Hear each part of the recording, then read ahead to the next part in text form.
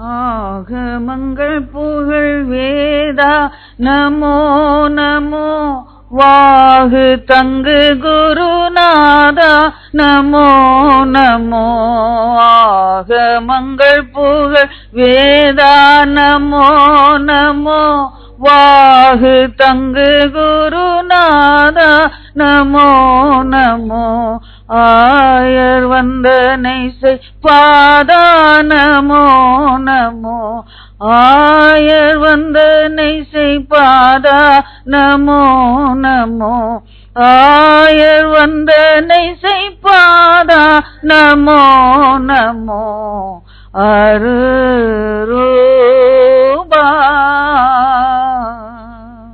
துதிக்கிறோம் ஆண்டவரே, இந்த வேளையில் எங்களோட பேசுங்க, அடியார் கேட்கட்டும். இயேசு கிறிஸ்துவின் பரிசுத்த நாமத்திலே பிதாவே, ஆமென். கர்த்தருக்கு ஸ்தோத்திரம். உட்கார்ந்து கொள்வோம். இந்த பாடலுடைய அர்த்தத்தை லேசா சொல்ல விரும்புறேன். ஒருவேளை உங்களுக்கு புரிஞ்சிருக்காது. ஆகமங்கள் புகழ் வேதா, வேதத்துல அவரை குறித்து அநேக காரியங்கள் ஆண்டவர் குறித்து எழுதி இருக்கிறது. அந்த ஆகமங்கள் புகழ்கிற தேவனே உமக்கு நன்றி நன்றி நன்றி என்று சொல்லி அந்த பக்தன் பாடுகிறார். வாகு தங்கு குருநாதா நமோ நமோ. ரொம்ப மிகுந்த பூர்ண அழகுடைய உம்மை நான் போற்றுகிறேன். குருநாதா, நீங்க தான் குருநாதா, எனக்கு எல்லாம் குரு எல்லாம் நீங்க தான். ஆயர் வந்தனை செய்பாதா நமோ நமோ. மந்த மேய்ப்பெல்லாம் வந்து உண்மை தொழுதாங்க. எங்கேயும் ராஜா பிறந்தாருன்னா ராஜாங்க தான் போய் பார்ப்பாங்க, அந்தஸ்து உள்ளவங்க தான் பார்ப்பாங்க. ஆனா தாழ்மையா ஏழை கோலத்துல வந்ததுனால ஏழை ஜனங்களும் நம்ம போய் காணத்தக்கதாக. அன்னைக்கு ஒரு பெரிய அரண்மனையில் பிறந்திருந்தா நான் இன்னைக்கு அவரை சந்திச்சிருக்க முடியாது. ஏழையை போல அவர் பிறந்ததுனால நான் அவரை சந்திக்கிறேன். உம்முடைய பாதத்துக்கு நன்றி. அருரூபா அப்படி என்று சொல்லும் போது ஆவியானவரே துதிக்கிறேன், என்னோட வந்து தங்கி இருங்க என்று சொல்லி இந்த பக்தன் பாடுகிறார். இந்த காலை வேளையில நம்ம வாசிப்போம், தியானிப்போம். தீத்து நிருபம் 2ஆம் அதிகாரம் 14ஆம் வசனம் வாசிக்க கேட்டு. அவர் நம்மை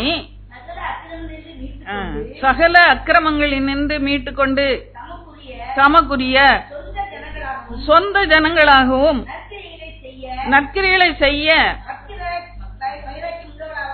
பக்தி வைராக்கியம் உள்ளவர்களாகவும் நம்மை சுத்திகரிக்கும்படி நமக்காக தம்மை தாமே ஒப்பு கொடுத்தார் என்று சொல்லி சொல்லப்பட்டு இருக்கிற. தம்மை தாமே ஒப்பு கொடுத்தாராம்.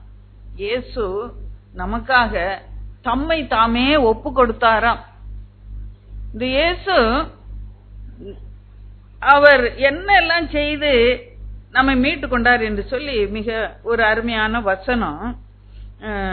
நமக்காக தம்மை தாமே ஒப்பு கொடுத்தார் என்று சொல்லும் போது, இதெல்லாம் நீ செஞ்சுதான் ஆகணும் அப்படி என்று சொல்லி யாரோ அவரை கம்பல் பண்ணி, யாரோ அவரை இழுத்து கொண்டு இதை நீ செஞ்சுதான் ஆகணும் நான் அடிச்சு சிலுவையில கொண்டு கொண்டு ஏத்தல.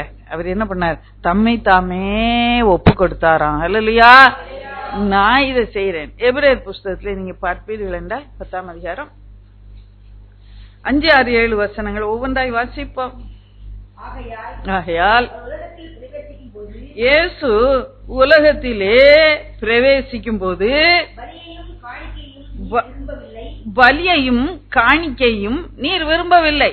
தேவன் சொல்லிட்டார், அப்பா சொன்னாரு, இவங்க பலி செலுத்துறாங்க, காணிக்கை செலுத்துறாங்க, இதெல்லாம் எனக்கு பிடிக்கலையே. என்ன பலியை செலுத்திட்டு திரும்ப போய் பாவம் செய்யறாங்க, திரும்ப வந்து பலியை செலுத்துறாங்க, காணிக்கையை கொடுக்கறாங்க, எனக்கு இது பிடிக்கலையேன்னு சொல்லிட்டு இருந்தாராம் அப்பா. பலியையும் காணிக்கையையும் நீர் விரும்பவில்லை. வாசிங்க. ஒரு சரீரத்தை எனக்கு ஆயத்தம் பண்ணி, இந்த சரீரத்தை ஆயத்தம் பண்ணது யாரு? பிதாவானவர். ஆயத்தம் பண்ணி நீர் சர்வாங்க தகன பலிகளும் பாவ நிவாரண பலிகளும் உமக்கு பிரியமானதல்ல என்று. பாவ நிவாரண பலி செலுத்ததான் படுது, ஆனா அவங்க மனம் திரும்பாம வெறும் பலிய மட்டும் கொண்டு செலுத்திட்டு போறாங்க.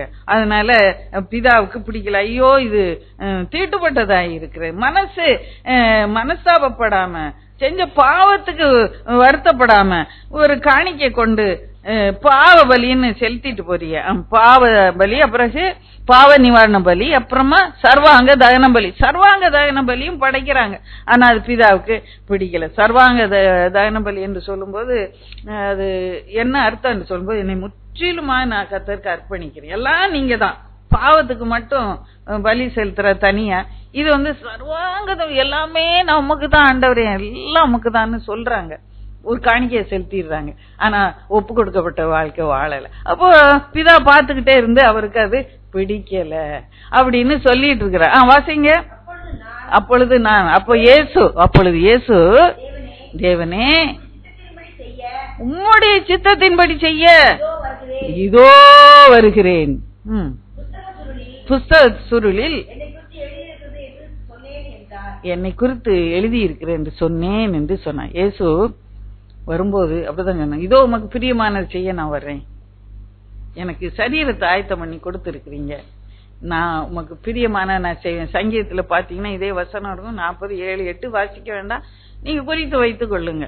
இந்த வசனத்தின் பக்கத்திலேயே அதை நீங்க எழுதி வச்சுக்கிட்டீங்கன்னா அடுத்த வருஷம் வாசிக்கும் போது உங்களுக்கு உபயோகமாக இருக்கும். நான் அப்படித்தான் எழுதி வைப்பேன். இப்ப எபிரேயர் 10 வருஷம் இல்லையா, 5-6-7 அதுலயே சங்கீதம் 40:7-8 எழுதி குட்டியா பக்கத்துல எழுதி வச்சுக்கிடுவேன்.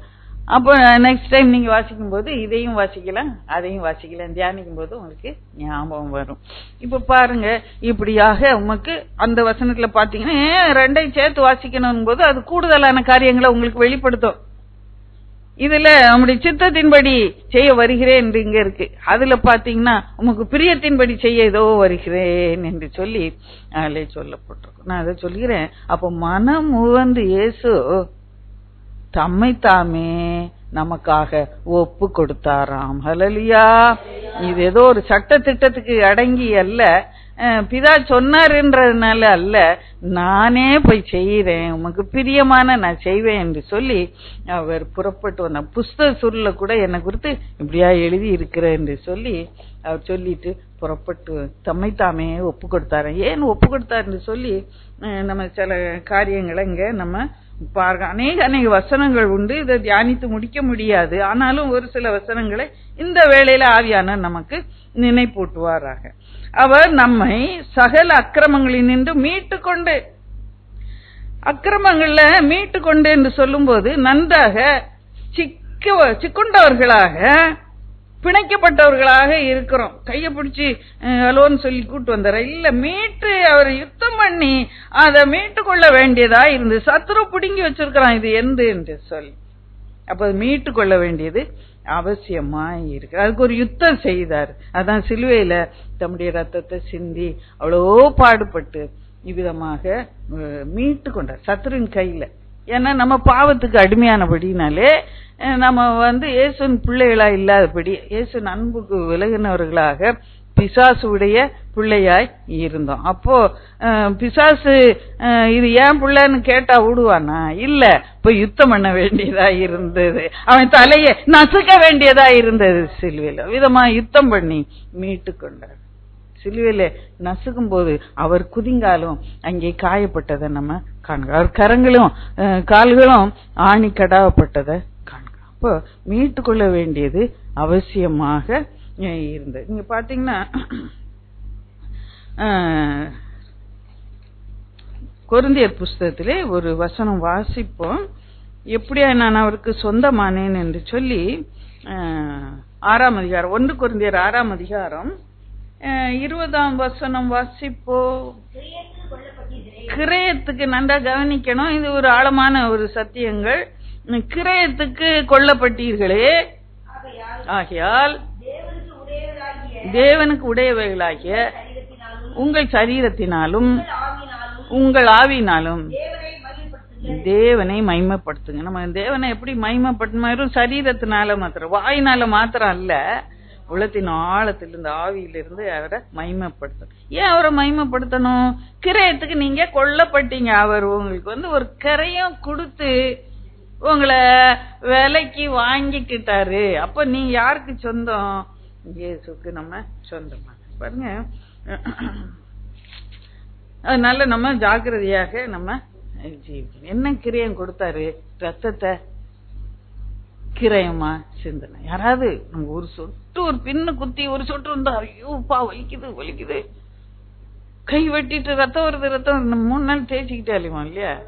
இவரு ஒவ்வொரு சொட்டு ரத்தம், கடைசி சொட்டு ரத்தத்தையும் கடைசி சொட்டு தண்ணீரையும் சரீரத்திலிருந்து தரையில ஊற்றி நமக்காக அவர் கரையம் செலுத்தி நம்ம மீட்டு கொண்டாராம். அல்லேலூயா. நம்ம அடிமைகளாக வைக்கல, பிள்ளைகளாக நம்ம வைத்துக் கொண்டார். நம்ம பிசாசுக்கு இடையில அடிமைகளா இருந்தோம். பிசாசுக்கு ஒரு நாள்ல அடிமைகளா இருந்தோம். பிசாசுன்னா நான் எங்க பிசாசுக்கு அடிமையா இருந்தேன்னு சொல்லிங்க இல்ல. ஒரு நாள் இஷ்டம் போல வாழ்ந்தோம். அப்பாவை தேடல. பைபிள் வாசமா கேளுங்க, நான் சும்மா சின்ன கேள்விதான் கேட்கிறேன். நம்ம கொள்ள அடிச்சீங்க அப்படின்னு சொல்ல. ஒரு காலத்துல நம்ம கர்த்தரை தேடணுமா, இஷ்டமா முழங்கால் போட்டு ஜெபம் பண்ணோமா? யாரோ கம்பல் பண்ணி இருப்பாங்க நம்மளை, யாரோ நம்மளை கட்டாயப்படுத்தி இருப்பாங்க வேதத்தை வாசிக்க. நானா மனப்பூர்வமா செய்தேன் நான் இல்ல. நான் பிசாசுக்கு அடிமையா இருந்தேன். அதனாலதான் அந்த உள்ள இயேசுவின் மேல எனக்கு ஆசை வரல. அப்ப அந்த கிரயத்தை செலுத்தி என்ன மீட்டு கொண்டேன். நான் அடிக்கடியாய் ஒரு இந்த கதையை சொல்லி இருப்பேன், அதனால நான் சொல்லுறேன்.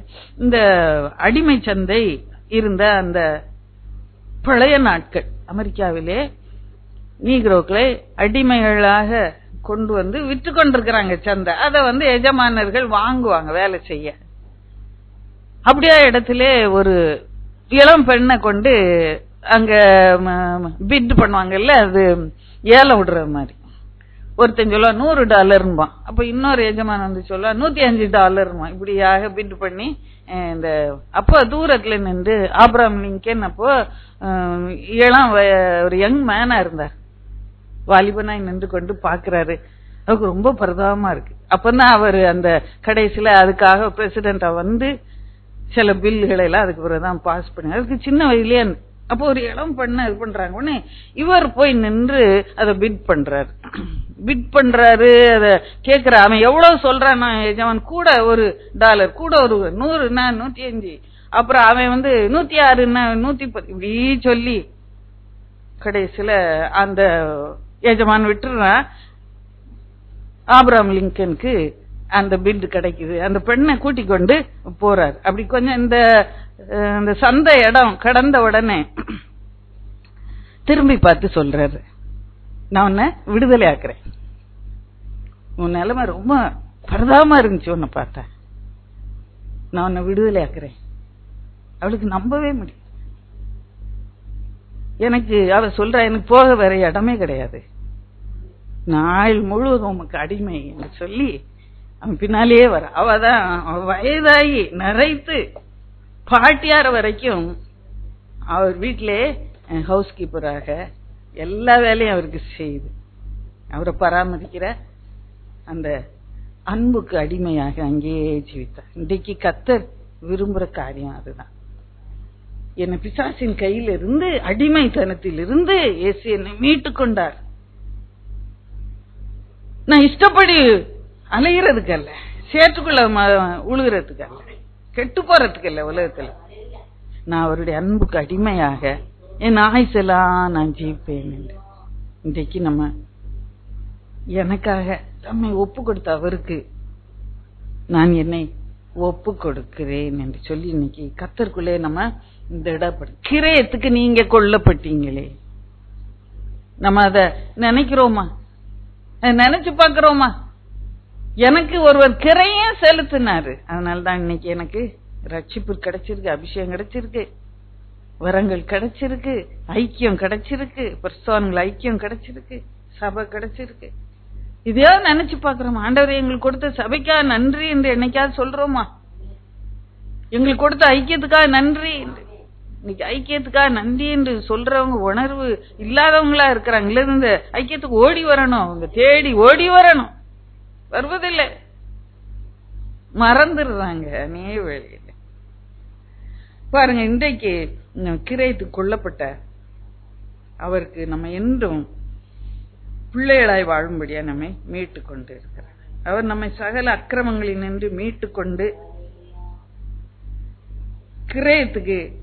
கிரயம் செலுத்தி என்னை வாங்கி கொண்டார். அன்புக்கு நான் என்றும் என்னை அர்ப்பணிக்கிறேன். அந்த புதிய அர்ப்பணிப்போடு தொடர்ந்து நம்ம ஆவிக்குரிய வாழ்க்கையை வாழும்படியாக கர்த்தர் இன்றைக்கு அழைக்கிறார். ஒவ்வொருவரையும் அழைக்கிறார். அந்த அன்பை ருசித்து பார்த்திருக்கீங்களா? பிசாசின் கையிலிருந்து மீட்டு கொண்ட அந்த அன்பை ருசித்து பார்த்திருக்கிறீங்களா? அந்த ரட்சிப்பின் சந்தோஷ கர்த்தர் நமக்கு நிச்சயமாக தரும். சகல அக்கிரமங்களில் நின்றும் நல்லவன் ஒருவனும் இல்லை, ஒருவனாயிலும் இல்லை என்று வசனம் சொல்லுகிறது. ரோமர் 3 பார்த்தால் இருக்கு, சங்கீதம் 14 பார்த்தா இருக்கு. யாராவது ஒருத்தன் அக்கிரமே இல்லைன்னு சொல்ல முடியுமா? பாவமே இல்லைன்னு சொல்ல முடியுமா? நான் பாவமற சுத்தமானேன், நான் துப்புரவா இருக்கிறேன் யாராவது சொல்லக்கூடுமா என்று ஞானி கேட்கிறார். சகல வித அக்கிரம், ஒவ்வொருத்தருடைய கிரேட் ஆஃப் அக்கிரமும் வேற மாதிரி இருக்கும். அதனால்தான் வேதம் எல்லாரையும் உள்ளடக்கி போடுகிறது. ஒருத்தன் பொய் சொல்லுவான், ஒருத்தன் திருடுவான், ஒருத்தன் கொள்ளை அடிப்பான், ஒருத்தன் விபச்சாரம் பண்ணுவான். நான் அதெல்லாம் பண்ணலையே. இங்க பாருங்க, பவுல் தன்னுடைய பழைய வாழ்க்கை குறித்து சொல்லும் போது நம்ம 1 தீமோத்தேயுல பார்க்கிறோம். தன்னை குறித்து சொல்லுகிறான். 1 தீமோத்தேயு 1:13 வாசிப்போ.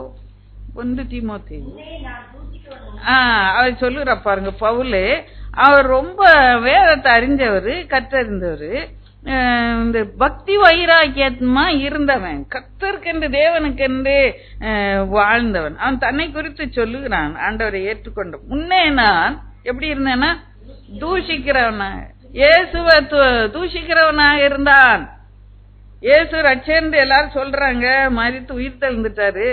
இவன் என்ன பண்ணான்? தூஷித்தான். அடுத்தது நான் துன்பப்படுத்தினேன். யார துன்பப்படுத்தினேன்? நீங்க அப்போஸ்தலர் 8ஆம் அதிகாரம் 3ஆம் வசனம் பாத்தீங்கன்னா விசுவாசிகள் எல்லாம் பிடிச்சி துன்பப்படுத்தினா. ஏன்னா சபையில நல்ல பொசிஷன்ல இருந்தான், நல்ல அதிகாரம் பெற்றவனா இருந்தான், பிரதான ஆசாரியருக்கு ரொம்ப வேண்டிய மனுஷனாய் இருந்தான். நிருபங்களை வாங்கி கொண்டு பட்டணம் பட்டணமா போய் எருசலேம்ல எல்லாரையும் துன்பப்படுத்தின இல்லாம ஒவ்வொரு பட்டணமாக போறான். தமஸ்கு பட்டணத்துக்கு போறான். அப்போ அங்கே ஆண்டவர் அவனை அப்போதான் சந்திக்கிறான். நான் தூஷிக்கிறவனா இருந்தேன். வாசிங்க. கொடுமை பண்றவனா இருந்தேன்.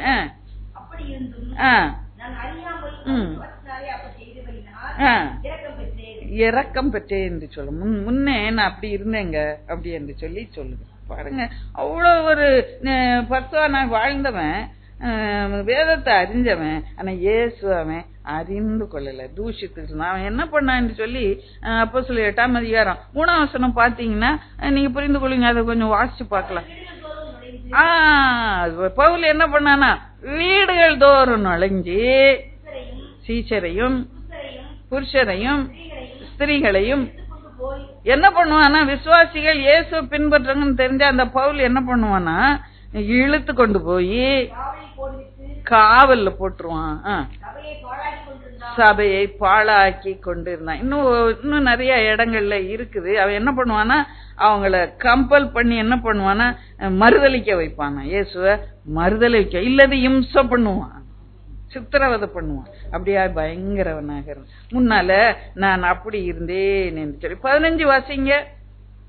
அதே இல்ல 1 தீமோத்தேயு 1ஆம் அதிகாரம் 15ஆம் வசனம் வாசிப்போம். பாவிகளை ரட்சிக்க கிறிஸ்து இயேசு உலகத்தில் வந்தார் என்ற வார்த்தை உண்மையும் எல்லா அங்கீகரிக்கும் பாத்திரமானது. என்ன சொல்றேன், நான் பிரதான பாவி என்று சொல்லி சொல்லுகிறார். நம்ம தியானித்து கொண்டிருக்கிறோம். இயேசு என்ன பண்ணாரா, சகல அக்கிரமங்களில் இருந்தும் நம்மை மீட்டு கொள்ளும்படியாக இப்படியாக தன்னைத்தாமே இயேசு ஒப்பு கொடுத்தார் என்று சொல்லி பார்க்கிறோம். இன்னும் பவுலை குறித்து அநேக காரியங்கள் இருக்கிறது. ஆனா நம்ம பார்ப்போம், இந்த பவுல் சொல்லுகிறான், அவன் கொலை செய்யல, விபச்சாரம் பண்ணல, அவன் என்ன செய்வான், சபைக்கு விரோதமாக அவன் பயங்கரமான காரியங்களை செய்வான். அது ஒரு கிரேட் ஆஃப் அக்கிரமம். பாருங்க, இங்க மோசே குறித்து பார்க்கும்போது அப்ப எல்லாரும் பாவிகள் என்று சொல்லி அந்த கட்டத்துக்குள்ளே நம்மையும் அடைத்து வைக்கிற வசனங்கள். அப்போஸ்தலர் 7:25 வாசிப்போ. அப்போஸ்தலர் மோசே குறித்து ஒரு வார்த்தை அங்க சொல்லப்பட்டிருக்கு. அப்போஸ்தலர் 7:25, தன்னுடைய கையினாலே தேவன் தமக்கு ரட்சிப்பை தந்தருள்வார் என்று தன்னுடைய சகோதரர்கள் அறிந்து கொள்வார்கள் என்று நினைத்தான். பாருங்க, அவன் என்ன செஞ்சான்னு உங்களுக்கு தெரியும். சண்டை போட்டுட்டு இருக்கிறாங்க ரெண்டு பேரு, ஒரு ஏத்தியனும் ஒரு இஸ்ரவேலனும் சண்டை போட்டுருக்காங்க. போய் நடுவுல போய் நின்று என்ன பண்ண, ஒரே வெட்டு அந்த ஏத்தியன், அவ்வளவுதான். ஒருத்தர் பாக்கலன்னு மூடி போட்டு அவன் பாட்டுக்கு போயிட்டான். ஒருத்தருக்கு தெரியாதுன்னு தான் கையில ரட்சிப்பு உண்டாக்குவார், தன்னால நடக்கும் சில காரியம்னு நினைச்சிட்டு இருந்தான். தேவனுடைய பிள்ளையா இருந்தான். அப்புறம் இன்னும் கொஞ்ச நாள் கழிச்சு என்ன பண்றாங்க, ரெண்டு ஏத்தியன் சண்டை போட்டுட்டு இருக்காங்க. அங்கேயும் போய் நிக்கிறான். ஏன்பா சண்டை போட்டுருங்க அப்படின்னு அந்த சமாதானம் பண்ண நிக்கிறான். அப்போ ஒருத்தன் கேக்குறான், அன்னைக்கு அந்த ஏத்தியனை கொன்னல, என்னையும் கொல்லலான்னு நினைச்சியா அப்படின்னு. உடனே அவனுக்கு என்ன பயம் வந்துச்சு. பயம் வந்து ஓடி போறான் வனாந்தரத்துக்கு, தேசத்தை விட்டு அரண்மனையை விட்டு ஓடி போகிறான் என்று சொல்லி பார்க்கிறோம். பாருங்க, தந்தை கையினாலே தேவன் ரட்சிப்பை இஸ்ரவேலுக்கு கட்டளையிடுவார் என்று நினைத்து கொண்டே இருந்தார். ஆனா தேவனுடைய சித்தம் ஒண்ணு இருந்தது. நான் முதலே பார்த்தோம் காட்ஸ் கேலண்டர் என்று சொல்லி, அந்த 400 வருஷம் என்று சொல்லி அது குறிக்கப்பட்டிருக்கு. அதெல்லாம் நிறைவேறணும் இல்ல, தேவனுடைய சித்தம் நிறைவேறணும் இல்லையா? நான் நினைச்சதை நான் செய்ய முடியுமா? ரட்சிப்புக்காக ரட்சிப்பின் திட்டம் இருக்கு, நான் நினைச்சதை செய்ய முடியுமா? தேவனுடைய சித்தத்தின் கரத்துக்குள்ளே நம்ம அடங்கி இருக்க வேண்டியது அவசியமா இருக்கு. ரட்சிப்பு தேவனுடையது. தான் நினைச்ச வேளையில தான் நினைச்ச திட்டத்தின்படியா கர்த்தர் ரட்சிப்பை உங்களுக்குள்ளே கொண்டு வருவார், உங்க குடும்பத்திலே கொண்டு வருவார். அவர் நினைத்த வழியிலே அந்த ரட்சிப்பின் திட்டத்துக்குள்ளே நீங்க அடங்கி வர வேண்டியது அவசியமா இருக்கு. என் கையால முடியும் அப்படின்னு நினைக்கும் போது நடக்கும். அப்ப பாருங்க, இது என்ன, அதுக்கு 40 வருஷம் வனாந்தரத்துல கிடக்க வேண்டியதா இருந்து பார்க்கும்போது நம்ம இன்னைக்கு ஏதாவது கை பலன்ல நம்பிக்கை வச்சிருக்குமா? என்கிட்ட இவ்வளவு பணம் இருக்கு, பேங்க்ல இவ்வளவு பணம் இருக்கு, எனக்கு ஒரு டிகிரி இருக்கு, நல்ல வீடு இருக்கு, சொந்த வீடு இருக்கு, குடும்பம் இருக்கு, பிள்ளைகள் இருக்கு, என்ன காப்பாத்திக்குவாங்கன்னு அது மேல நம்பிக்கை வச்சிருக்கிறோமா? தேவன் மேலே நம்பிக்கை வைக்கணும். அவர் மேலே நம்பிக்கை வைக்கிற மனுஷன் பாக்கியவான். கர்த்தரையே நம்பிக்கை கொண்டிருக்கிற மனுஷன் பாக்கியவான். உங்களுக்கு எதுவும் சின்ன காரியம் வேணா கூட தேவன்கிட்ட கேளுங்க, முதல்ல கேளுங்க, அதுக்கு பிறகுதான் மனுஷத்தை சொல்லணும். ஒரு ஜெப குறிப்பு சொல்றீங்களா, அதுக்கு முன்னாடி தேவன்கிட்ட சொல்லிட்டு அப்புறம் ஜெப குறிப்பை ஊழியக்காரர்கிட்ட நீங்க சொல்லுங்க. சிலர் இருக்காங்க அப்படியே அந்த கடிதம் எழுதி அங்க எங்க எல்லா இடத்துலயும் போட்டுருவாங்க. இப்ப போன் நம்பர் 24 மணி நேர ஜபம் உதவிக்கு என்ன போன், உடனே அதுக்கு போட வேண்டியது 7 இடத்துக்கு 8 இடத்துக்கு. இல்ல அப்படி இல்ல, நீங்க தேவன்கிட்ட சொல்லுங்க. ஊழியக்காரங்க தேடி போகணும், உண்மைதான். ஆனா முதல்ல தேவன்கிட்ட தெரியப்படுத்திட்டு அதுக்கு பிறகு நீங்க சொல்லுங்க. கர்த்தர் மேலே நம்பிக்கை வைக்கும் போது பாக்கியவான்களாயிரும். இந்த மோசேக்கு அப்படியாய் தன் கையினாலே ரட்சிப்பை உண்டாக்குவார் என்று அவன் நினைத்து கொண்டு சில காரியங்களை செய்தான். அதுக்காக ஒரு கொலை செய்ய வேண்டியதாக மாறிவிட்டது. ஏச்சி பேச்சு கேட்க வேண்டிய அவனை பிடித்து தள்ளினார்கள் என்று சொல்லி பார்க்கிறோம். பாருங்க, ஒன்னு நியாயாதிபதியா வச்சது யாரு? அந்த அப்போஸ்தலர் 7 பின்பகுதியை வாசித்து பார்த்து அப்புறமா ஆண்டவர் அவனையே மறுபடியுமாக அந்த அப்போஸ்தலர் 7 நீ பின்னால வாசித்தீங்கன்னா ரொம்ப ஒரு இன்ட்ரெஸ்டிங் ஆன ஒரு வசனம் நான் பார்த்து ஆச்சரியப்பட. 7ஆம் அதிகாரம் அப்போஸ்தலர் இந்த 35 வாசிப்போ. உன்னை அதிகாரியாகவும் நியாயாதிபதியாகவும் ஏற்படுத்தணும் யார் என்று சொல்லி என்ன பண்ணாங்களா? மறுதளித்தார்களா மோசே. என் கையில நான் எதுவும் செய்யணும்னு நினைச்சா நான் மறுதளிக்கப்படுவேன் நிச்சயமா. இந்த என்ன எல்லா வசனையும் எடுத்து வாசிக்க நேரம் இல்லை. நான் இன்னும் செய்தியின் முக்கிய பகுதிகளே போல அநேக வசனங்களுக்கு நீங்க எடுத்து அதனாலதான் நான் எப்போதும் நான் சொல்லுவேன், இந்த பகுதியை வீட்டுல போய் வாசிச்சு பாருங்கன்னு. அந்த பகுதியை வாசித்து பார்த்தீங்கன்னா அதோடைய எல்லா கருத்துக்களும் நமக்கு மறுதளிச்ச அந்த மோசே அவனை கொண்டே இந்த மோசே தானே அவர் என்ன பண்ணார், முச்செடியிலே அவனுக்கு தரிசனமாய் தூதனாலே. அப்புறம் என்ன பண்ணாரா, நியாயாதிபதியா இல்ல தலைவனாகவும் மீட்பனாகவும் அனுப்பினார். கர்த்தர் எப்படி நம்மை உயர்த்துகிறார், நம்முடைய கரங்களை கொண்டு பெரிய காரியங்களை மீட்பை உண்டு பண்ண வேண்டும் நினைக்கிறார். ஆனா அவருடைய பலத்த கருத்துக்குள்ளே நம்ம அடங்கி இருக்க வேண்டியது அவசியமா. அவருடைய பலத்த கருத்துக்குள்ளே எப்படி அடங்கி இருக்கிறது தெரியலையே அப்படின்னு நீங்க சொல்லுவீங்கன்னா, எனக்கு தெரிஞ்ச ஒரே வழி முட்டுதான். இந்த முட்டுதான் வழி விடுதலை பெற்றுக்கொள்ள. கர்த்தருடைய பலத்த கருத்துக்களை அடங்கி இருக்க, அப்படி சித்தத்தின்படி செய்ய இந்த முட்டுதான் ஆயுதமாக நமக்கு கொடுத்திருக்கிறார். வேற எதுவும் எனக்கு வழியே எனக்கு தெரிய. முழங்கால போட்டு ஜெபிக்கணும். முழங்கால முடக்கிட்டீங்கனாலே தாழ்மை வந்துடும்.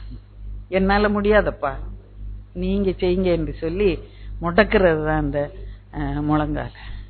முழங்கால நின்று யுத்தம் பண்ணலாம். கர்த்தர்ட்ட கேளுங்க, நிச்சயமாக பெற்றுக்கொள்ளுங்க. அநேக வேளையில நம்முடைய வாழ்க்கையில இந்த முட்டு முடங்காததுனால்தான் இன்னும் நம்முடைய காரியங்கள் இன்னும் வெற்றி பெறல.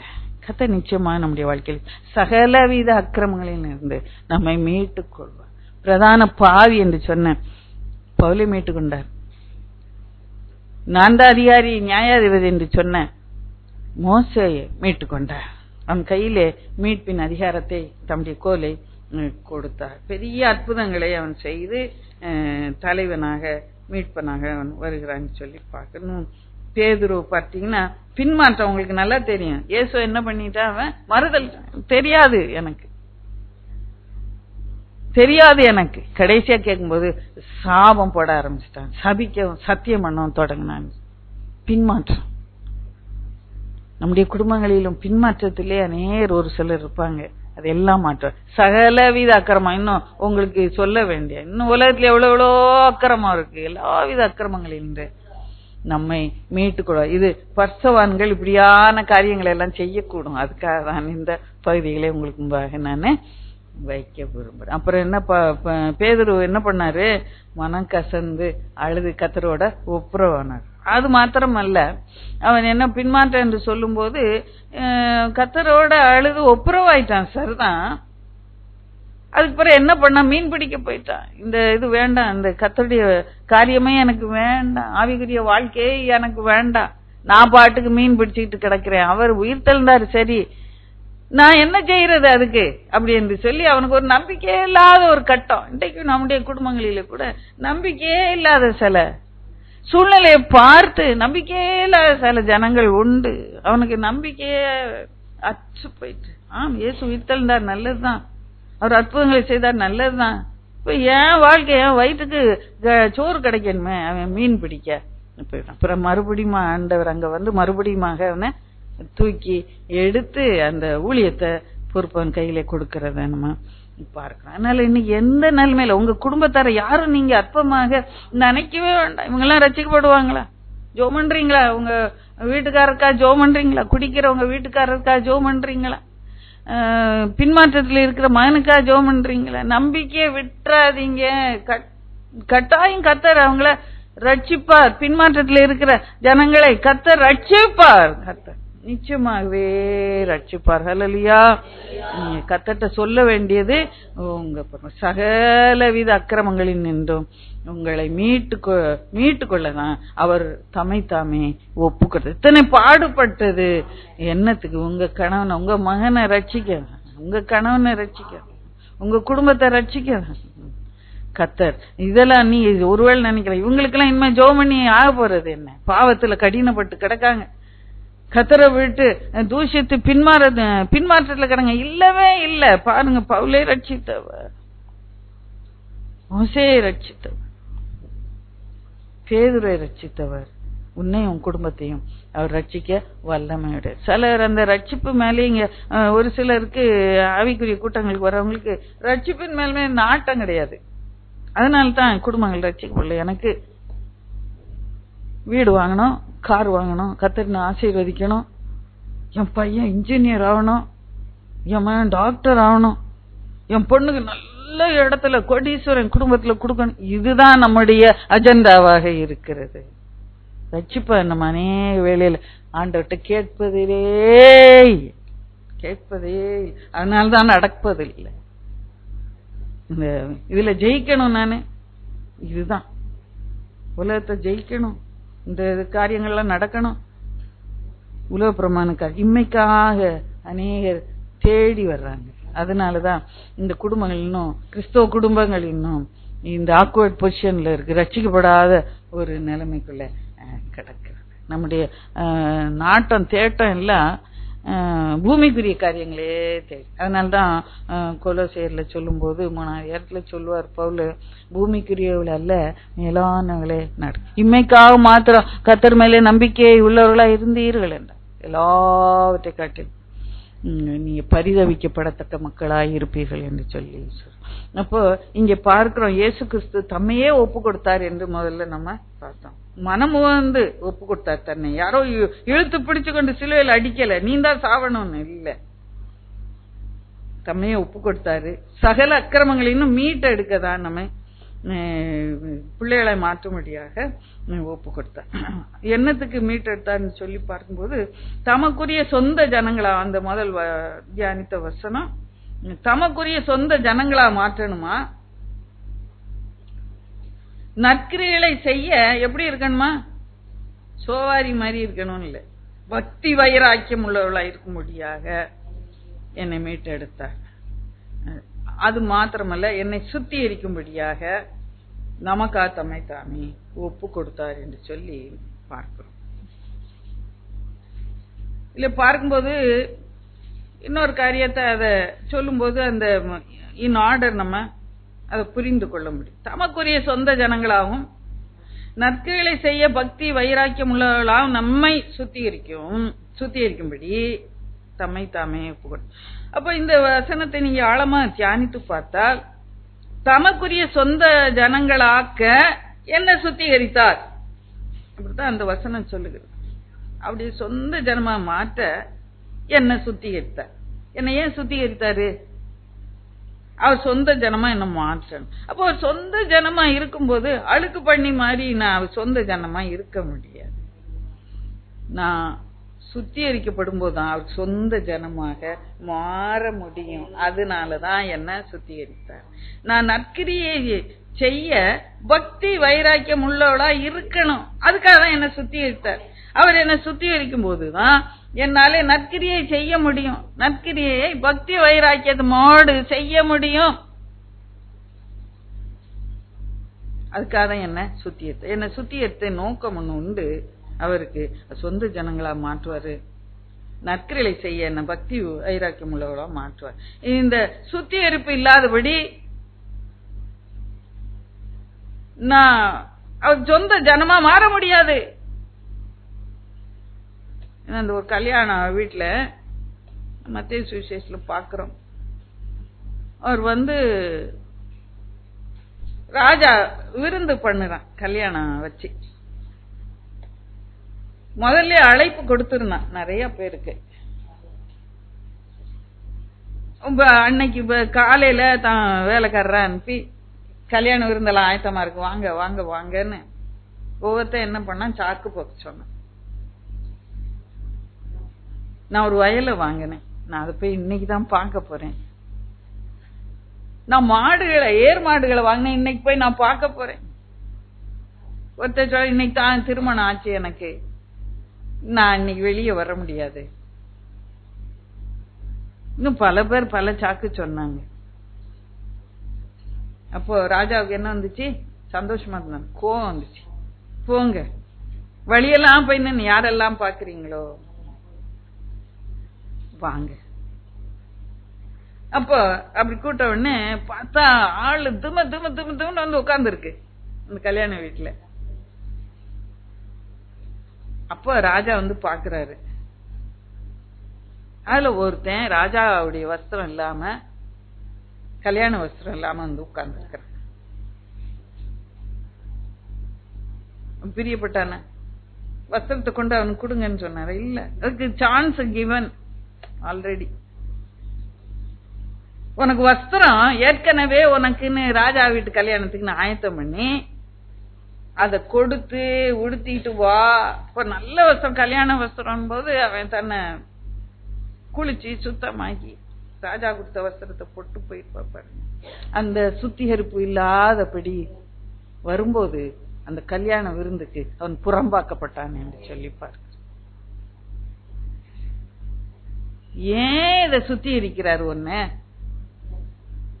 அவர் தன்னுடைய பந்தியிலே ஒன்னு சேர்த்துக்கொள்ள, சொந்த ஜனமாய் சேர்த்துக்கொள்ள. அல்லேலூயா. அப்ப அந்த சுத்திகரிப்பு இல்லாம அந்த ராஜாவுடைய கல்யாணத்துக்கு நம்மால போக முடியாது.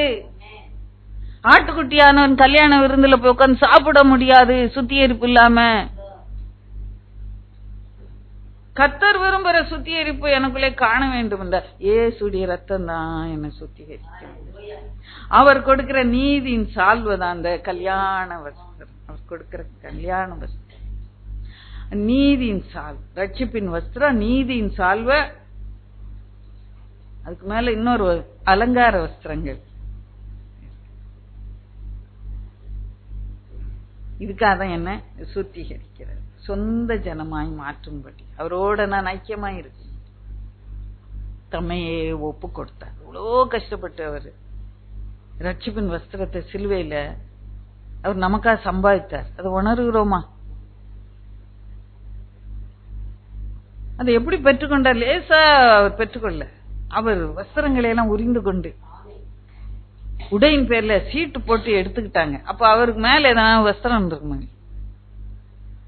வஸ்திரம் இல்லாதபடி அவமானப்பட்டவராய் சிலுவையில தொங்கினார். இதனாலதான் எனக்கு அந்த ரட்சிப்பின் வஸ்திரம் கிடைச்சது. நீதியின் சால்வை, அதுல ஒரு நீதியை சம்பாதிச்சாரு. நியாயப்பிரமாணம் சம்பாதித்து கொடுக்காத நீதியை எனக்கு அங்கே சிலுவையில் எல்லா நியாயப்பிரமாணத்தையும் ஒவ்வொரு ஊருக்கு போய் நிறைவேற்றி ஒரு நீதியை சம்பாதிச்சு ரட்சிப்பின் வஸ்திரத்தை தந்து அது மேல நீதியின் சால்வையினாலே மூடிக்கொண்டார். அதன் பின்பு அலங்கார வஸ்திரம் என்று சொல்லும் போது அந்த பர்சாவின் அபிஷேகம், அதான் அலங்கார வஸ்திரம், அதையும் போட்டு மூடிக்கிட்டார். அந்த அலங்கார வஸ்திரம் என்னை அலங்கரிக்கனே, வரங்களையும் கனியையும் கொடுத்து பர்சான் அந்த அலங்கார வஸ்திரத்தினாலே என்ன மூடிக்கொண்டார். இன்றைக்கு நான் சொந்த ஜனங்களா அவருக்கு இருக்கணும்னா இந்த சுத்திகரிப்பு எனக்கு தேவையாகவே இருக்கிறது. அல்லேலூயா. ரட்சிப்பின் வஸ்திரம், நீதியின் சால்வை, அலங்கார வஸ்திரங்களை உடுத்தி கொண்டு நான் போகும்போது சொந்த ஜனமாய் நான் இருப்பேன். நம்ம பிதா முன்பதாக நம்ம நிக்க செய்ய நம்ம ரத்தத்தால கழுவி என்னை தகுதிப்படுத்த வெளிப்படுத்தல் 1:5 நம்ம பார்க்கிறோம். ராஜாக்களும் ஆசாரியருமாக, ஒரு ராஜாவை ஒரு ராஜாதான் போய் பார்க்க முடியும். என்னை அப்படியாக 6ஆம் வசனம் 1:6 வாசிப்போம். வெளிப்படுத்தின விசேஷம், நம்மிடத்தில் அன்பு கூர்ந்து என்ன எப்படியா என்கிட்ட அன்பு கூர்ந்து இதெல்லாம் செஞ்சாதான், கட்டாயத்துக்காக இல்ல, கண்டிப்புக்காக இல்ல. என்ன 1:5 வெளிப்படுத்தல், 1:6 வெளிப்படுத்தல் 6 நம்மிடத்தில் அன்பு கூர்ந்து இதெல்லாம் செஞ்சானா. வாசிங்க. இந்த பாவக்கரை எப்படி நீங்க ரத்தம் ஆண்டவர் சிந்தின அந்த ரத்தம் தான் நம்ம கழுவுது. வாசிங்க. தம்முடைய பிதாவை எங்க அவர் அப்பா கிட்ட கூட்டு போனாரு. நம்ம என்ன ஃப்ரெண்டுன்னா நம்ம என்ன பண்ணுவோம், சின்ன பிள்ளைங்கல்ல, உடனே நம்ம வீட்டுக்கு கூட்டு வந்தா நம்ம அம்மாட்ட போய், அம்மா இதான் என் ஃப்ரெண்டு, அப்பா இதான் என் ஃப்ரெண்டு, இவதான் என் பக்கத்துல உட்காந்துருப்பா அப்படின்னு சொல்லி காட்டுவோம் இல்லையா? அது மாதிரி ஆண்டவர் என்ன நேசித்து அன்பு கூர்ந்து என்ன எங்க கொண்டு போய் விடுறாரு? அப்பா முன்னால கொண்டு, இதுதான் என் பிள்ளை அப்படின்னு சொல்லி கொண்டு விடுறாரு. எத்தனை அன்பு! மத்தவங்கள வேண்டாதவங்களெல்லாம் கொண்டு எல்லாத்தையும் இன்ட்ரோடியூஸ் பண்ணி விடுவோமா? இல்ல இல்ல. நம்ம மிக நேசப்படினாரு என்னை கழுவி எனக்கு நல்ல வஸ்திரங்கள் எல்லாம் உடுத்தி கைய பிடிச்சி பிதா முன்னால அப்பா முன்னால கொண்டு விட்டுறாரு. கரங்களை தட்டி கத்தர மயம்படுத்தோமா இந்த காலை வேளையில. எத்தனை அன்பு, எத்தனை அன்பு! என்ன அவாடா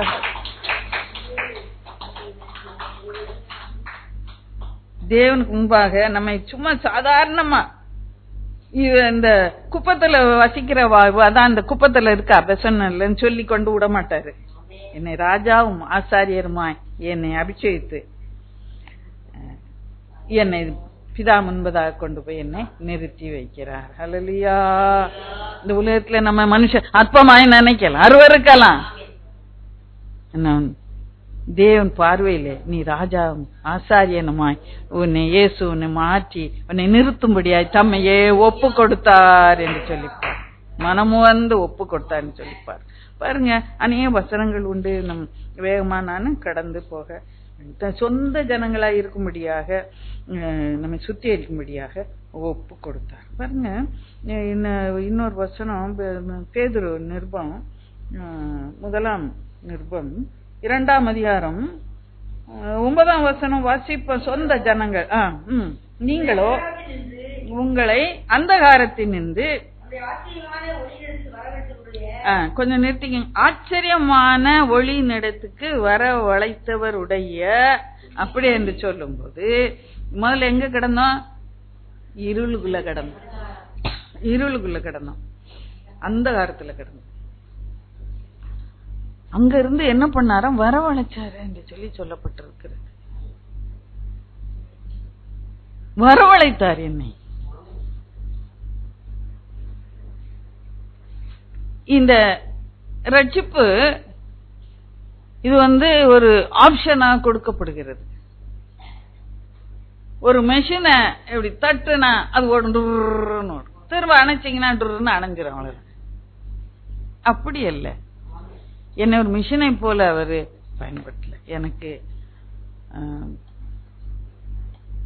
நான் தெரிந்து கொள்கிற என் இஷ்டத்தை தெரிந்து கொள்கிற அதிகாரம் அதை கொடுத்து நான் ஜீவனை வச்சிருக்கிறேன், மரணத்தையும் வச்சிருக்கேன். நன்மை தீமை என்னன்னு அவர் சொல்லி கொடுத்துருக்காரு. என்ன ஏவாளே அதை பறிச்சு சாப்பிட்டுட்டா இல்லையா? நன்மை தீமை. சரி நீ வா அப்படின்னு அன்பா அழைச்சிக்கிட்டு அங்கேயே நிக்கிறார்.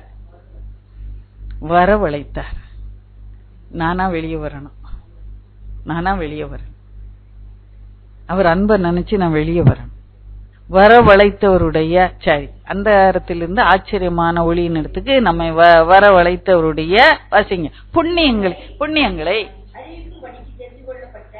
தெரிந்து கொள்ளப்பட்ட சந்ததியாயும் ராஜரீகமான ஆசாரிய கூட்டமாயும் பரிசுத்த ஜாதியாயும் சொந்த ஜனமாயும் இருப்பீர். அத நீங்க வார்த்தையினால விவரிக்க முடியாது. நீங்க அத தியானிச்சு அதை புரிந்து கொள்ளுங்க.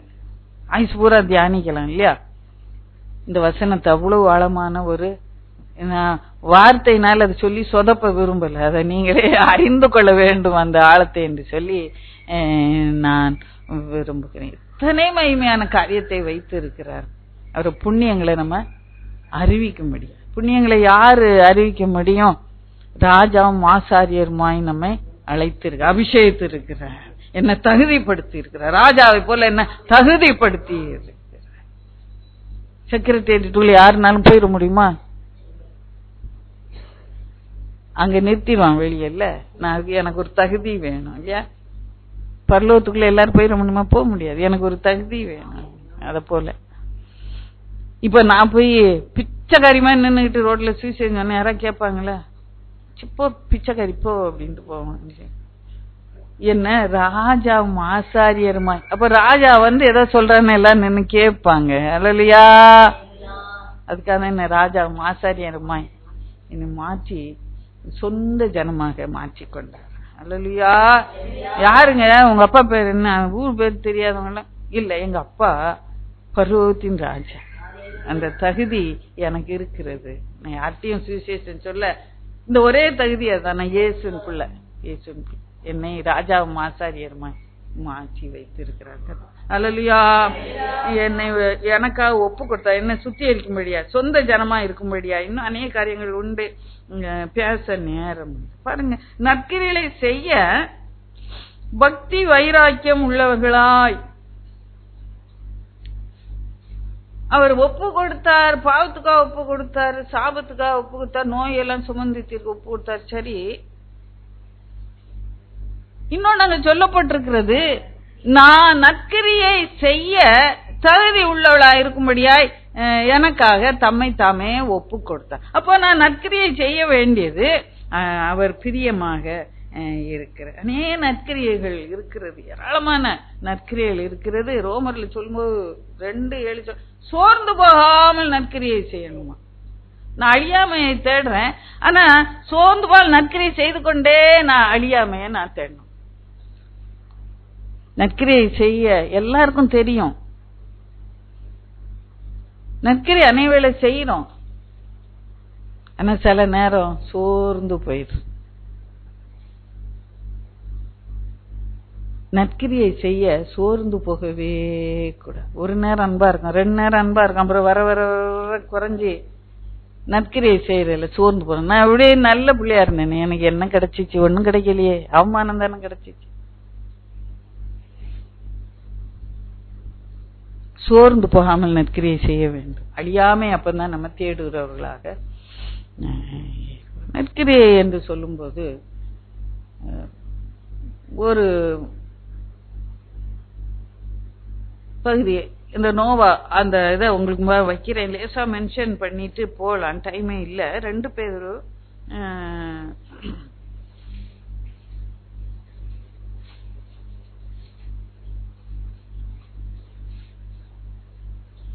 2ஆம் அதிகாரம் 5ஆம் வசனம் வாசிப்போம். 2 பேர் 2:5. பூர்வ உலகத்தை தப்ப விட்டாரா? இல்ல, பூர்வ உலகத்தையும் தப்ப விடல. நீதியை பிரசங்கித்த நோவா முதலான 8 பேருக்கு போதும்.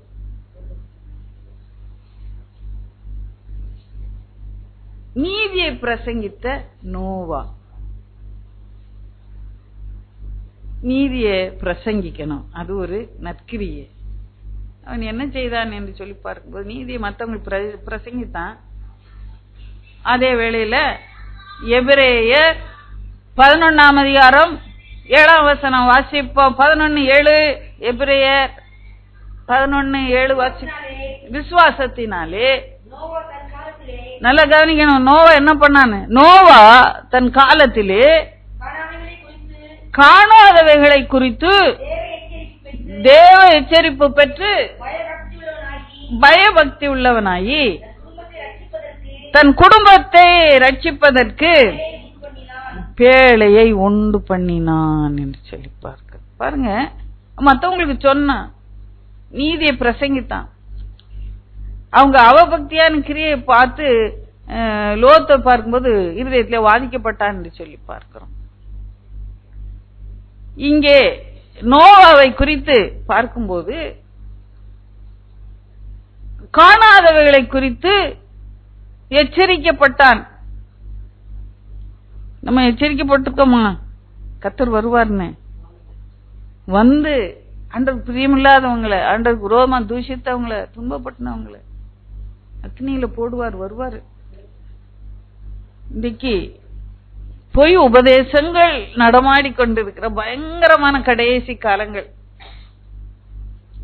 மந்தையை தப்ப விடாத கொடிய ஓநாய்கள் சுற்றி கொண்டிருக்கிறது. எங்கேயோ இருக்கு நினைக்க, காட்டுக்குள்ள, சென்னைக்குள்ளேயே ஓநாய்கள் அலையுது. பயங்கரமான பொய் உபதேசங்கள்.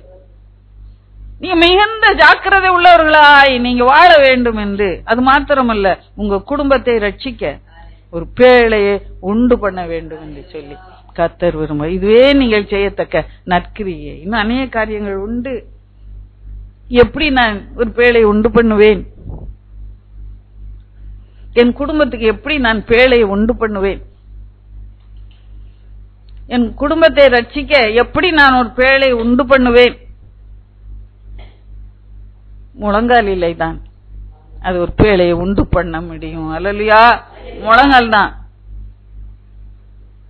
சிலருக்கு நினைப்பாங்க ஒரு லேசு வேலை என்ன நல்லா இருக்குமே, இது ரொம்ப ஒரு கஷ்டமான வேலையை கொண்டு முழங்கால் போட சொல்றாங்க.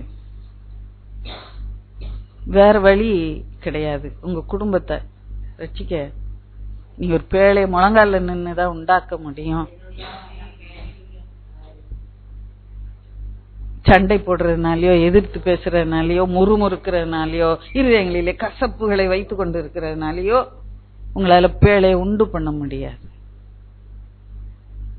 உன் சகோதரன் உனக்கு விரோதமா குற்றம் செய்தா எத்தனை வருஷம் மன்னிக்கணுங்க?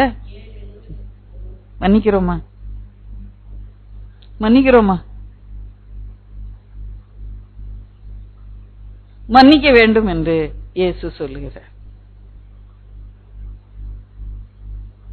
நற்கிரியை செய்தல சோர்ந்து போயிடும். 2 வருஷம் ஜெபம் பண்றோம், இன்னைக்கு ஜெபம் பண்றோம், நாளைக்கு ஜெபம் பண்றோம், நாளைக்கு ஜெபம் பண்றோம், அடுத்த நாள் இந்த ஆளுக்கு போய்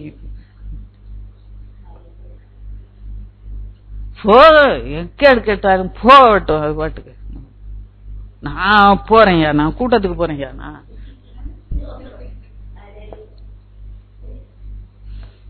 இல்லை. நற்கிரியை செய்கிறதுல சோர்ந்து போகாம இருக்க. சோர்ந்து போகாம இருப்பீங்களா? ஆமான்னு சொல்லுங்க. ஆமேன். நல்ல உற்சாகமா சொல்லுங்க. நற்கிரியை செய்யறதுல நாங்க சோர்ந்து போகாம இருப்போம். நாங்க முழங்காலிலே நின்று என் குடும்பத்தை ரட்சிக்க ஒரு பேழையை உண்டாக்குவோம்.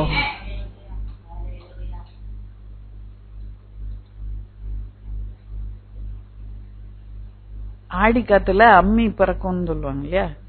உங்க ஜெபம் அப்படியாக அந்த காற்றை போல அடி அடி அடி அடின்னு அடிச்சு அம்மி எல்லாம் கல்லான இருதயங்கள்லாம் பறந்து போகணும். சோர்ந்து போகாம நற்கிரியை செய்ய இன்றைக்கு அழைக்கப்படுகிறோம். பாருங்க, நற்கிரியை செய்ய எப்படி இருக்கணுமா? பக்தி வைராக்கியம் உள்ளவர்களாக இருக்க. சும்மா ஜம்பத்துக்காக அல்ல. இயேசு சோதிக்கப்பட்ட போது பிசாசினாலே தேவாலயத்தின் உப்பரிகை மேல கொண்டு நிறுத்திட்டு, இதே குமாரன் தானே குதி, உன்னை குறித்து தூதர்களுக்கு கட்டளையிடுவார். அப்ப எல்லாரும் உன்னை பார்த்து தேவனுடைய குமாரன்னு உன்னை விசுவாசிப்பாங்கல்ல. நற்கிரியை செய்யணும் தான். ஆனா கர்த்தர் மேலே வைத்த பக்தி வைராக்கியத்தின் நிமித்தம் மாத்திரம் அதை செய்யணும். என்னுடைய உப்புகளுக்காகவோ கர்த்தர் தேவன் நியமிக்காத பாதையிலோ சென்று நான் நற்கிரியை செய்யவே வேண்டாம். ஆண்டவர் அதை அருவருப்பாரு.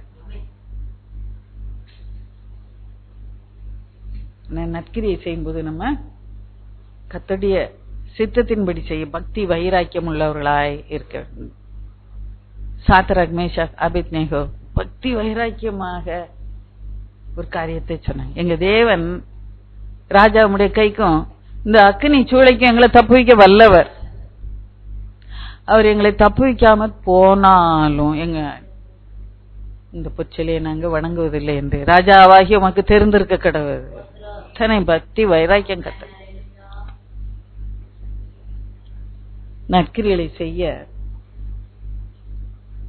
நம்ம பக்தி வைராக்கியம் உள்ளவர்களா இருக்கணும். சோர்ந்து போகாம இருக்கணும். நற்கிரிகளை செய்யதான் நம்மளை உண்டாக்குனார். எபேசியர் 2:10 பாத்தீங்கன்னா, உலக தோற்றத்துக்கு முன்பதாக நற்கிரிகளை செய்யும்படியா நம்ம தேவனாலே சிருஷ்டிக்கப்பட்டிருக்கோம். தேவனுடைய சிருஷ்டியா இருக்கிறோம். நற்கிரியை செய்யதான் உங்களை சிருஷ்டித்திருக்கிறாரு. ஆனா கர்த்தர் மேலே உள்ள பக்தி நிமித்தம், பக்தி வைராக்கியத்தின் நிமித்தம் அதை சபை மேலே பவுல் பக்தி வைராக்கியம் உள்ளவனா இருந்து சில காரியங்களை செய்தான். அது ஆண்டவர் பிரியமில்லாம போயிட்டு சபை மேல பக்தி வைராக்கியம் வச்சபடினால அவன் முடிவா பார்க்கும்போது கிறிஸ்தவர்களை ஆண்டவருடைய பிள்ளைகளை துன்பப்படுத்துறவனாக தூஷிக்கிறவனாக. இப்ப எது மேல நம்ம பக்தி வைராக்கியத்தை அன்பை வைத்திருக்கணும். அன்பு, முற்றின அன்பு, அததான் பக்தி வைராக்கியம். என் தேவனுடைய அன்பின் மேலே நான் பக்தி வைராக்கியமா இருக்கிறேன்னா அல்ல ஒரு சபைய அல்லது ஒரு குரூப், ஒரு மனுஷன் மேல அல்ல ஒரு ஐக்கியத்தின் மேல பக்தி வைராக்கியமா இருக்கிறோமா? கர்த்தர் மேலே உங்க அன்பு இன்றைக்கு முழுமையாய் திரும்பும்படியா என்ன வேண்டிக்கணும். இந்த ஐக்கியத்தின் மேல நீங்க பக்தி வைராக்கியம் உள்ளவர்களா இருக்கணும். தேவன் மேலே பக்தி வைராக்கியம் உள்ளவர்களா.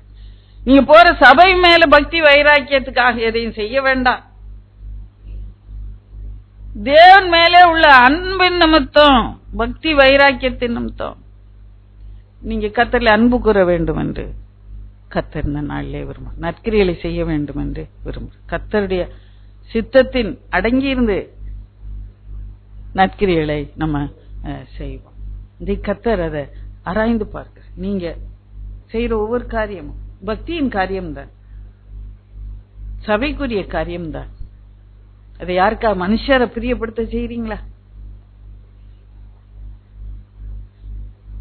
இன்றைக்கு நம்ம ஆராய்ந்து பார்ப்போம், தெரிந்து கொள்வோம். கர்த்தர் பிரியமானதை நம்ம தெரிந்து கொள்வோம். இந்த பேழைய உண்டாக்கணும், நீதியை பிரசங்கிக்கணும் என்று சொல்லி நான் சொன்னேன். கர்த்தர் தாமே நம்மோடு இடைப்படுவார். பாருங்க, பக்தி வைராக்கியம் என்று சொல்லும்போது அப்போஸ்தலர் 7ஆம் அதிகாரம் 59-60 ஸ்தேவானை குறித்து அங்க ஒரு காரியம் சொல்லப்பட்டிருக்கு. நம்ம கர்த்தராய் இயேசுவே என் ஆவியை ஏற்றுக்கொள்ளும் என்று ஸ்தேவான் தொழுது கொள்கையில் அவன் கல்லறிந்தார்கள். அடுத்த வசனம், அவனோ முழங்கால் படியிட்டு, ஆண்டவரே இவர்கள் மேல் இந்த பாவத்தை சுமத்தாதிரும் என்று சொல்லி மிகுந்த சத்தமிட்டு சொன்ன. பாருங்க, அவனுக்கு எவ்வளவு கர்த்தர் மேலே ஒரு பக்தி வைராக்கியம். முதல் ரத்த சாட்சியாக தன் ஜீவனை கர்த்தர்க்கென்றங்க ஒப்பு கொடுக்கறத நம்ம பாருங்க.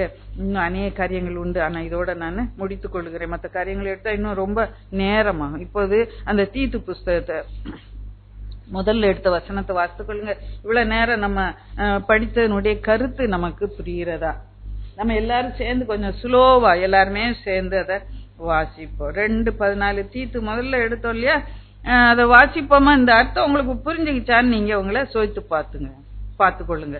நான் வாசிக்க நீங்க மெதுவா வாசிங்க.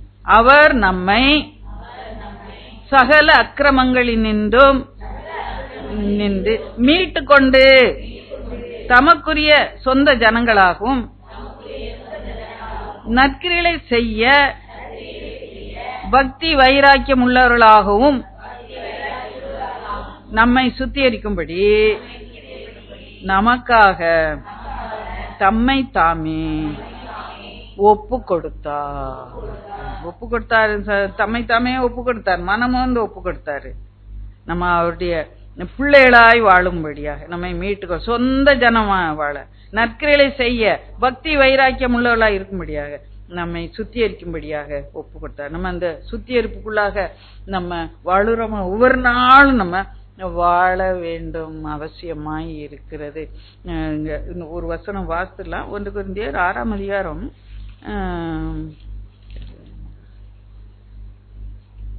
11ஆம் வசனம், 6:11 வாசிப்போம். உங்களில் சிலர் இப்படிப்பட்டவர்களா இருந்தீர்கள்.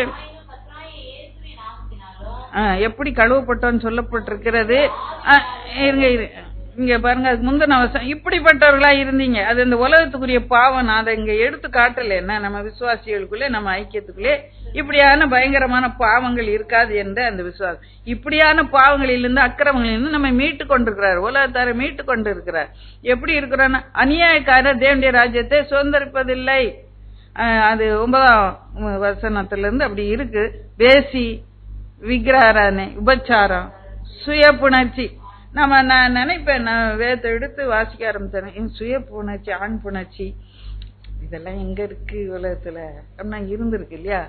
இப்ப அது வெளியே வருது. பயங்கரமா காளான போல முளைச்சி எல்லாத்தையும் சுய புணர்ச்சி, ஆண் புணர்ச்சி பயங்கரமான காரியங்களாக இருக்குது. இதெல்லாம் இருந்திருக்கு உலகத்துல. இதுல இருந்து மீட்டுக்கொள்ள கர்த்தர் ஒருவரே வழி. திருடர், பொருளாசைக்கார, வெறி, இதெல்லாம் இப்படிப்பட்டவங்களா இருந்தீங்க. இப்ப நீங்க எப்படி சுத்திகரிக்கப்படி? இயேசு நாமத்தினாலே, ஹல்லேலூயா, தேவனுடைய ஆவியினாலும், ஹல்லேலூயா, கழுவப்பட்டீர்கள். கழுவப்பட்டது மாத்திரமல்ல, பரிசுத்தமாக்கப்பட்டு நீதிமான்கள். அது அடுத்த லெவல் நம்ம நீதிமான் ஆக்கப்படணும் இல்லையா? இன்னும் நமக்குள்ள சில குறைகள்லாம் இருக்கு. அது அடுத்த கட்டம். கர்த்தர் நம்மை சுத்திகரித்திருக்கிறார். இந்த சுத்திகரிப்பு பாத்திரவான்களாய் நம்ம நடந்து கொள்ளலாம். கர்த்தர் தாமே ஆசீர்வதிப்பார். கண்களை மூடி தலையில தாழ்த்தி நம்ம ஜெபத்துக்குள்ளாய் கடந்து போகலாம்.